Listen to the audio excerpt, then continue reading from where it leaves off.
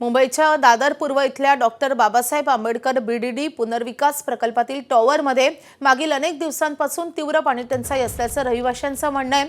नव्यानं बांधलेल्या या इमारतीत 24 तास पाणी पुरवठ्याचं आश्वासन देण्यात आलं होतं, मात्र प्रत्यक्षात केवळ 10 ते 15 मिनिटच पाणी पुरवठा होत असून त्याच्याही वेळा अनियमित आहेत।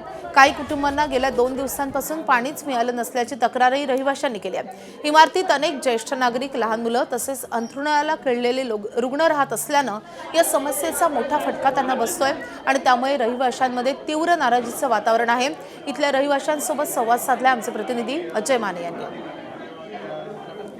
2 महिन्याआधी नायगावच्या बीडीडी चाळ पुनर्वसन प्रकल्पाचे जे त्या सदनिकाचं हस्तांतरण जे ते तिथल्या रहिवाशांना कुटुंबांना देण्यात आलं होतं, पण त्याच्यानंतर आता ते अनेक वेगवेगळ्या समस्यांना सामोरे जातात आहेत अशी माहिती समोर आलेली आहे। आणि त्या संदर्भात आज एक सामूहिक बैठक सुद्धा जी ती या नायगावच्या बीडीडी चाळीमध्ये पार पडलेली आहे। अनेक महिला या ठिकाणी आपल्याला बसलेला पाहायला मिळतात। काय नेमका प्रॉब्लेम काय?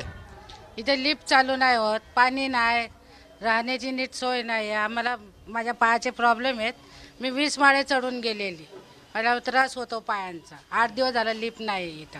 एकीकडे हे म्हणतात ते लिफ्ट नाही, पाण्याचा गंभीर प्रश्न असं तुम्ही मगाशी म्हणताना म्हणत होत, काय नेमकं पाण्याचं? नमस्कार।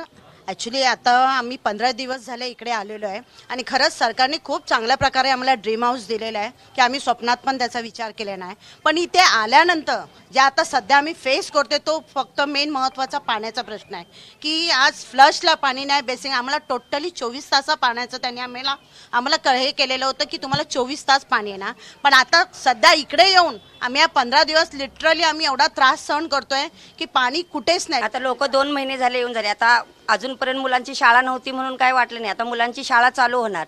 एक लिफ्ट चालू आहे, 23 मजल्याची बिल्डिंग आहे, मग मुलांना यायला जायला शाळेला पण प्रॉब्लेमच होणार ना। मग आता किती दिवस झाले लिफ्ट बंद पडून, एकदा सुद्धा म्हाडाचा साहेब येऊन की लिफ्ट चालू आहेत की बंद आहेत हे बघून गेले नाहीत।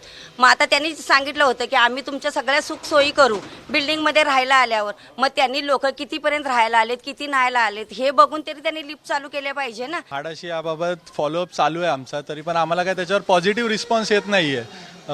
म्हाडाचे अधिकारी, इकडचे स्थानिक प्रतिनिधी, आम्ही त्यांच्याकडून सतत फॉलोअप घेतोय, पण आता 2 महिने झाले जवळजवळ राहायला येऊन आम्ही कंटिन्यू एक दिवस पण 24 तास पाणी नव्हतं।